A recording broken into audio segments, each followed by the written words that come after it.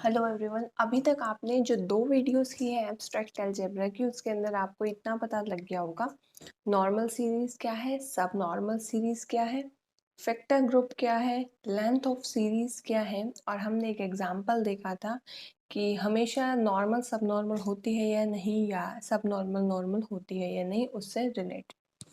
आज की वीडियो के अंदर हम सबसे पहले देखने वाले हैं factor group of a series की डेफिनेशन।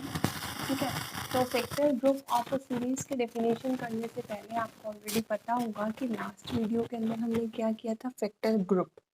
ठीक है, फैक्टर ग्रुप कोशेंट ग्रुप एक ही बात है। और ये चीज़ हम कब कर चुके हैं, ऑलरेडी फिफ्थ सेम के अंदर भी कर चुके हैं। अभी तो जो आपका बेसिक चल रहा है वो सब फिफ्थ सेम में भी था। अभी आज की वीडियो से ही आपके नए टॉपिक्स आने शुरू होंगे। नॉर्मल सब नॉर्मल पहले नहीं पढ़ रखा था, वो सब नया ही था। तो सबसे पहले देखिए, एक बार रिवाइज कर लेते हैं पिछली वीडियो के अंदर जो हमने क्वेश्चन ग्रुप देखा था उसको। हमने क्या देखा था क्वेश्चन ग्रुप के अंदर कि अगर आपके पास जी कोई भी एक ग्रुप है और एच नॉर्मल है जी के, एच नॉर्मल जी के होने का मतलब क्या है, H A is equal to A H for all A belongs to H. ठीक है, तो हमारे पास जो सेट होगा G by H of all the cosets H in G, उसे हम क्या कहेंगे, subgroup with respect to multiplication of cosets, और इसे हम क्या कहेंगे, quotient group of G by H. Elements किस तरीके के थे हमारे पास, एच ए टाइप के, या फिर आप इसको ए एच भी बोल सकते हो क्योंकि H A is equal to A H है। उसके बाद हमने देखा था कि ए बी अगर जी से बिलोंग कर रहे हैं तो एच ए एच बी को हम किस तरीके से लिखेंगे, अंदर वाले ए एच को आप एच ए से रिप्लेस कर सकते हैं और ये हमारे पास एच इंटू एच एच और ए बी इकट्ठे होके एच ए बी आ जाएगा। यानी कि दो एलिमेंट को इस तरीके से जब आप ऑपरेट करोगे तो आपके पास आ जाएगा एच इंटू ए बी। ठीक है, ये था आपके पास क्वोशिएंट ग्रुप की डेफिनेशन। और आज हम जो देखने वाले हैं वो है factor group of a series की डेफिनेशन। इसके बाद हमारे पास क्या है, फैक्टर ग्रुप। फैक्टर ग्रुप क्या है, factor group of a series के अगर आपके पास जी कोई भी ग्रुप है। ठीक है, फैक्टर ग्रुप की जब बात कर रहे हैं तो हम बात करेंगे सब नॉर्मल सीरीज की, ये आप याद रखना, सब नॉर्मल सीरीज की बात होगी। और इसके अंदर आपको ये सीरीज ऑलरेडी मैंने नॉर्मल सीरीज सब नॉर्मल सीरीज के अंदर बता दी थी। ठीक है, जी आपके पास ग्रुप है और ये हमारे पास सब नॉर्मल सीरीज है। तो हमारे पास जी आई मोड जी आई प्लस वन को हम क्या कहेंगे, फैक्टर ग्रुप या फिर quotient factor group of the series. जब आपने नॉर्मल क्वोशिएंट ग्रुप देखा था तब आपने क्या देखा था, मतलब नॉर्मली जब सिंपल हमने देखा था, यहाँ पे नॉर्मल वो नॉर्मल की डेफिनेशन वाला मत ले जाना, जस्ट मैं ऐसे बोल रही हूँ कि जब हमने सिंपली क्वेश्चन ग्रुप देखा था तो जी बाई एच टाइप था, इसके अंदर जी आई मोड जी आई प्लस वन, यानी कि ये और ये मतलब एक उससे नेक्स्ट वाले के, जी आई मोड जी आई प्लस वन को हम क्या कहेंगे, फैक्टर ग्रुप। सीरीज कौन सी होनी चाहिए, सब नॉर्मल सीरीज। ठीक है, इसके बाद आ जाता है refinement of a series. Refinement of a series की डेफिनेशन देखिए, रिफाइनमेंट टर्म आपने पहले पढ़ रखे है रीमान इंटीग्रल रियल एनालिसिस के अंदर। उसके अंदर हमारे पास क्या था, रिफाइनमेंट जो हम लेते थे किसी भी सेट के, उसके अंदर एक एलिमेंट ज़्यादा आता था। ठीक है, एक एलिमेंट या एक से ज़्यादा, तो वही चीज़ है, जी हमारे पास कोई ग्रुप है और G is equal to G naught, G naught equal होते हैं, आपको पता है। कंटेन क्या होता है जी नॉट के अंदर, जीवन, यानी कि जी नॉट कंटेन्स जीवन। अब देखो हम इस चीज़ को कैसे लिखेंगे, ये चीज़ है, मान लो इसको बोलेंगे कैसे, जीवन तो देखो छोटा है जी से या इक्वल है, तो इसको हम कहेंगे जीवन इज कंटेन्ड इन जी। और अगर जी के रिस्पेक्ट में बोलना हो तो हम कहेंगे जी कंटेन्स जीवन। समझ में आ रही है बात। अगर हमें, वैसे तो सब सेट होता है अगर सेट हो तो, बट ये हमारे पास ग्रुप्स है तो वैसे सब सेट सब सेट के केस में भी यही बोलते हैं, अगर ए सब सेट है बी का तो A is contained in B, ऐसे ही जीवन is contained in G, G contains जीवन। ठीक है, तो ये डिफरेंस आपको पता होना चाहिए, वैसे तो बहुत कॉमन सा था ये हमारे पास। अब देखो हमने फैक्टर ग्रुप की बात की तो सीरीज ली थी सब नॉर्मल, अब हम रिफाइनमेंट की बात कर रहे हैं तो सीरीज कैसी लेंगे, नॉर्मल सीरीज लेंगे, इस बात का ध्यान रखना। फैक्टर ग्रुप है सब नॉर्मल सीरीज, रिफाइनमेंट है नॉर्मल सीरीज। जी हमारे पास क्या होगा, ग्रुप, ये हमने नॉर्मल सीरीज ले ली एक, नॉर्मल सीरीज हमारे पास G is equal to G naught dash G one dash इस तरीके की हमने जो नॉर्मल सीरीज देखो, एक नॉर्मल सीरीज ये है, एक नॉर्मल सीरीज ये है, इसको हम इसकी रिफाइनमेंट कब कहेंगे, जब ये जो बाद वाली है डैश वाली इसको कंटेन करती हो। कंटेन करने का मतलब यही है ना कि ये वाली या तो छोटी हो, इसके अंदर एक ना एक एलिमेंट या तो इससे ज़्यादा है या इक्वल है। Same in the case of refinement of, जो हमने रिमान इंटीग्रल में देखा था, उसमें भी तो एक एक्साई एलिमेंट एक्स्ट्रा लेके दिखा देते थे ना, it can be x i one x i two, but एक एलिमेंट हम लेके दिखा देते थे। तो वही चीज़ है इसके अंदर कि इसको हम इसकी रिफाइनमेंट तब कहेंगे जब इसके अंदर या तो ये इसके इक्वल हो या इसमें एटलीस्ट एक एलिमेंट ज़्यादा हो। यानी कि पहले वाली की ये रिफाइनमेंट है किसकी, ये रिफाइनमेंट है इस सीरीज़ की। जो रिफाइनमेंट है उसके अंदर एक ना एक एलिमेंट ज़्यादा होगा या एक से ज़्यादा भी, और जो सीरीज़ की रिफाइनमेंट है उससे। क्लियर हुई मेरी बात? यानी कि अभी एक एग्जांपल भी दिखाऊंगी मैं आपको। अगर ये सेट इसकी रिफाइनमेंट है तो इसके अंदर ज़्यादा होगा जो रिफाइनमेंट है, ठीक है, ना कि उस सेट के अंदर। चलिए, आई होप आपको रिफाइनमेंट की डेफिनेशन तो अच्छे से क्लियर होगी होगी। याद रखने की बात क्या है, फैक्टर ग्रुप्स ऑफ सीरीज़ के अंदर सब नॉर्मल सीरीज़ लेंगे, रिफाइनमेंट ऑफ अ सीरीज़ के अंदर नॉर्मल सीरीज़ लेंगे। अब हम देख लेते हैं इसका एक एग्जाम्पल। देखो, ऑलरेडी मैंने आपको पिछली वीडियो के अंदर बताया था कि S3 A3 ऑलरेडी जो मैंने अपलोड कर रखी है वीडियोस यूट्यूब के ऊपर, आप सर्च कर सकते हैं मैथोपीडिया सिमेट्रिक ग्रुप, लिंक भी आपको सेकंड वीडियो के डिस्क्रिप्शन में मिल गया होगा। उसके अंदर आपको पता लग जाएगा। देखो, पहली 4 वीडियोस देख लेना, फिफ्थ वीडियो के अंदर थ्योरम है, 40 मिनट की वीडियो है, वो मत देखना, बेशक टाइम कंज्यूमिंग है, थ्योरम का यूज़ भी नहीं है। सारे कंसेप्ट्स S3 क्या होता है, मल्टीप्लाई कैसे करते हैं, प्रोडक्ट इनवर्स सब निकालना बता रखे हैं। 4 वीडियोस के अंदर आपका 1 घंटा भी नहीं लगेगा, उनको देख लेना, क्योंकि इस सेक्शन के अंदर होना है उसका यूज़ बार बार। तो अगर वो चीज़ देख रखी होगी तो बेस आपका बहुत स्ट्रॉन्ग हो जाएगा, ठीक है। तो अभी हमने देखो एग्जाम्पल देखने से पहले हम क्या कह रहे हैं कि रिफाइनमेंट को हम प्रॉपर रिफाइनमेंट कब कहेंगे, जैसे कि सबसेट और सेट के अंदर होता है, ये हमारे पास सबसेट का सिंबल होता है और ये प्रॉपर सबसेट का। ऐसे ही अगर इक्वल का केस ना हो, स्ट्रिक्टली कंटेन्ड हो, यानी कि रिफाइनमेंट के अंदर एटलीस्ट एक एलिमेंट तो ज़्यादा हो ही हो, एक से ज़्यादा भी हो सकते हैं, बट इक्वल वाला केस प्रॉपर रिफाइनमेंट के अंदर कंसीडर नहीं होगा, रिफाइनमेंट के अंदर कंसीडर होगा। एग्जाम्पल के लिए मैं कह रही हूँ, जी हमारे पास S3 है, देन हमारे पास जी जो है जी नॉट के इक्वल, आपको पता ही होता है, ठीक है। G1 मैंने किसको ले लिया, I को, ये क्या होगी मेरे पास नॉर्मल सीरीज, ठीक है, ये इसका नॉर्मल है ना, क्योंकि आपको पता है हर सेट I के तो नॉर्मल होता ही है, ठीक है। एक सीरीज मैंने ये ले ली जिसके अंदर एलिमेंट मेरे पास है ही कौन कौन से, एक S3 है और एक I है, ठीक है। यानी कि ये जो जीन और जीवन जिस तरीके से हम लिखते हैं, पहले के अंदर मेरे पास है S3 और I, ठीक है। अगला क्या लिया है मैंने, एक कंसीडर की जो रिफाइनमेंट किया उसके अंदर S3 भी ले लिया, A3 भी ले लिया और I भी ले लिया, तो ये इसके अंदर स्ट्रिक्टली कंटेन्ड है ना, S3, ये S3 है, ये A3 है और ये I है, ठीक है। ये इसके अंदर स्ट्रिक्टली कंटेन है क्योंकि एक एलिमेंट इससे कम है, तो ये प्रॉपर रिफाइनमेंट होगी। It can B refinement also, ये रिफाइनमेंट भी है, प्रॉपर रिफाइनमेंट भी है, दोनों का ही एग्जाम्पल है ये, क्योंकि रिफाइनमेंट के अंदर इक्वल वाला केस भी आ सकता है और प्रॉपर रिफाइनमेंट के अंदर इक्वल वाला केस नहीं आता, छोटा ही आता है। तो तभी मैं यहाँ पर कह रही हूँ कि ये तो ऑलरेडी है ही छोटा, तो ये प्रॉपर रिफाइनमेंट में भी गया, रिफाइनमेंट में भी गया, ठीक है ना। तो ये एग्जाम्पल आप याद रख सकते हैं, 2 मार्क्स के अंदर इन केस आपका आ जाता है कि रिफाइनमेंट है क्या और रिफाइनमेंट का एक एग्जाम्पल है, ठीक है।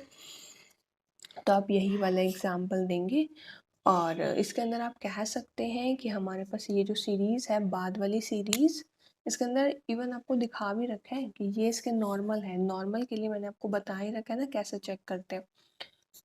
जी ये क्या है, G1 G0,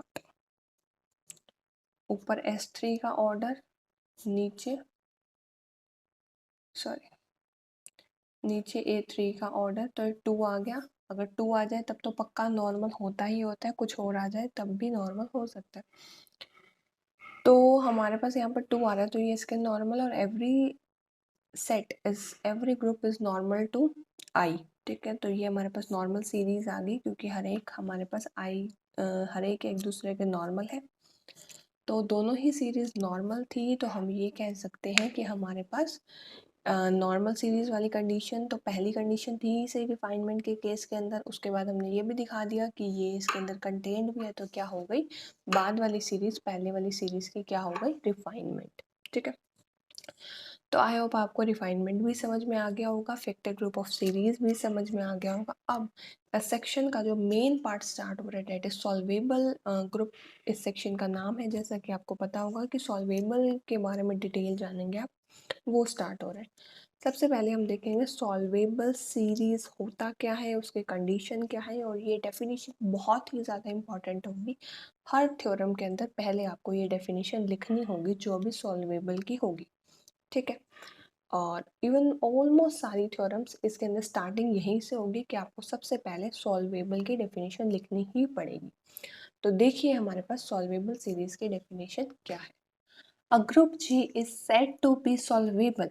हम सॉल्वेबल सीरीज की डेफिनेशन देख रहे हैं। सॉल्वेबल सीरीज के डेफिनेशन के अंदर हमें क्या बताया गया है, अ ग्रुप जी को, हम कोई ग्रुप जी है उसको सॉल्वेबल कब कहेंगे, अगर ऐसे हमारे पास सीक्वेंस मिल जाए सब ग्रुप्स की। ठीक है, if there exist sequence of subgroups, ठीक है, सच डैट।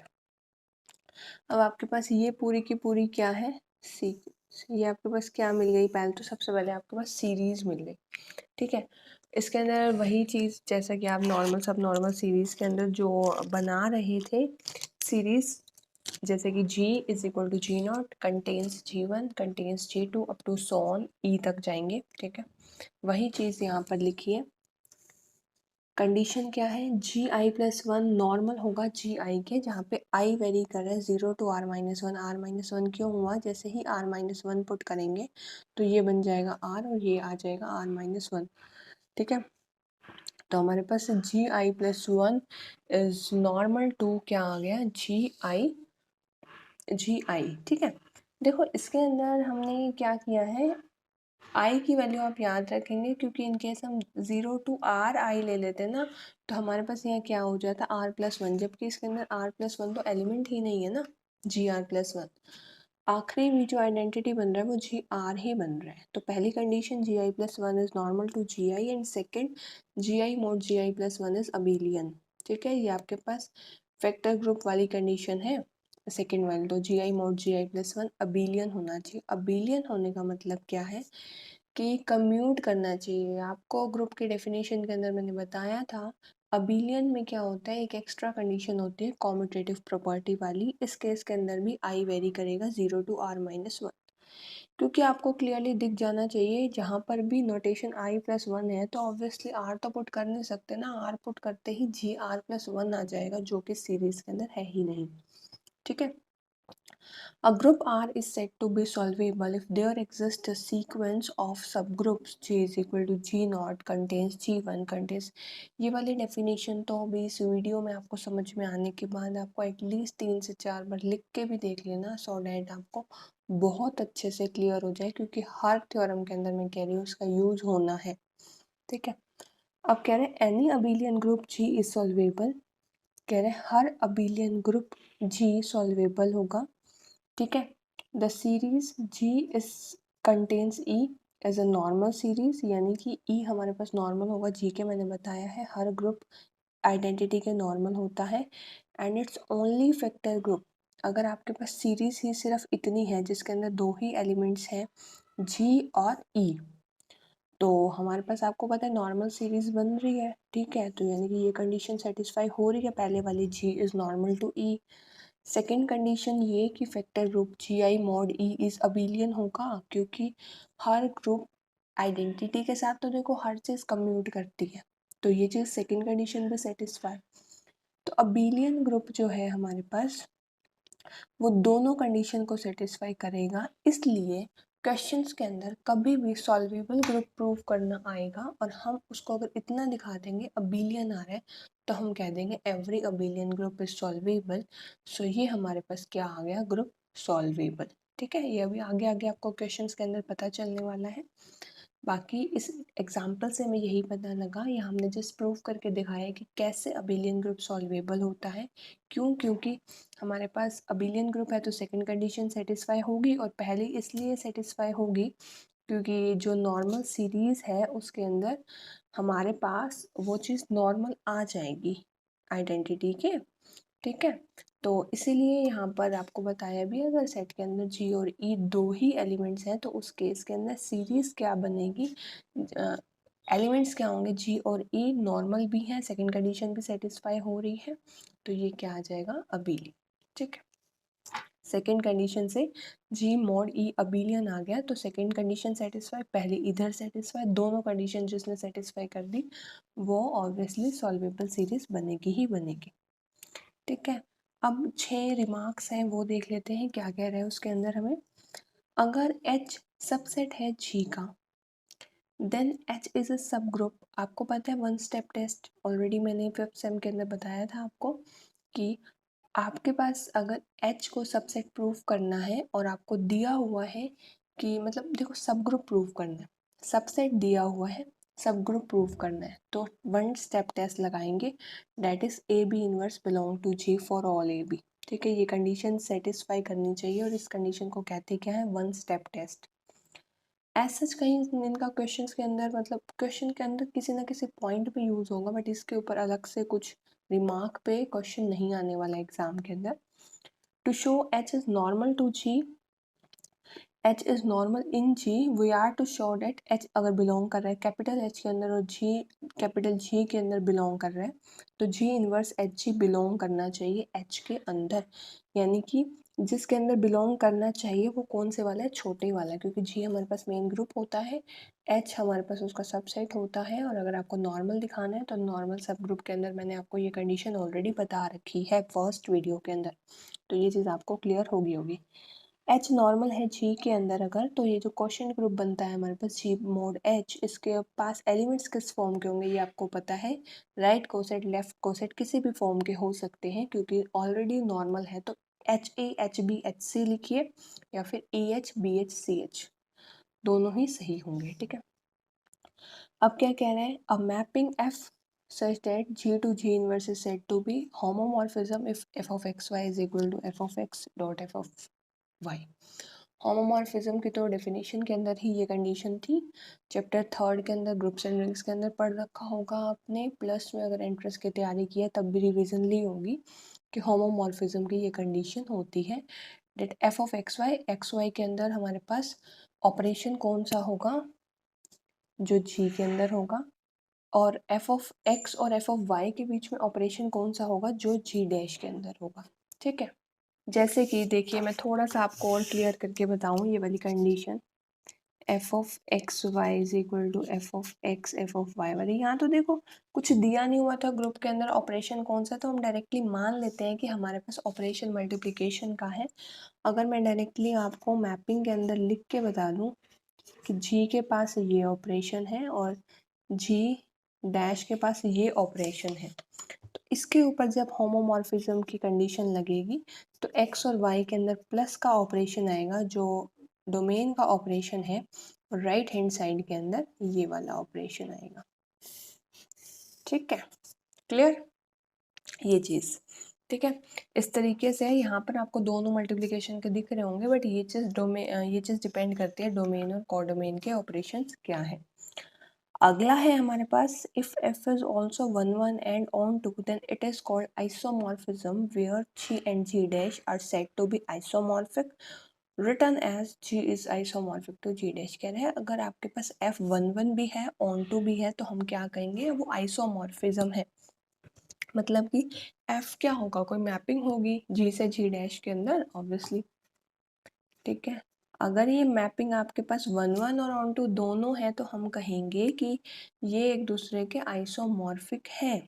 ठीक है, और जी और जी डैश हम क्या कहेंगे, एक दूसरे के आइसोमॉर्फिक, और आइसोमॉर्फिक का ये सिंबल होता है। ठीक है, ये चीज़ आप नोट कर सकते हैं। ठीक है, ये सारे जो हैं आपको नोट्स फर्स्ट वीडियो के डिस्क्रिप्शन के अंदर सब मिल जाएगा आपको, पूरे सेक्शन के नोट्स, तो वहाँ से आप अपने पास सेव करके रख सकते हैं।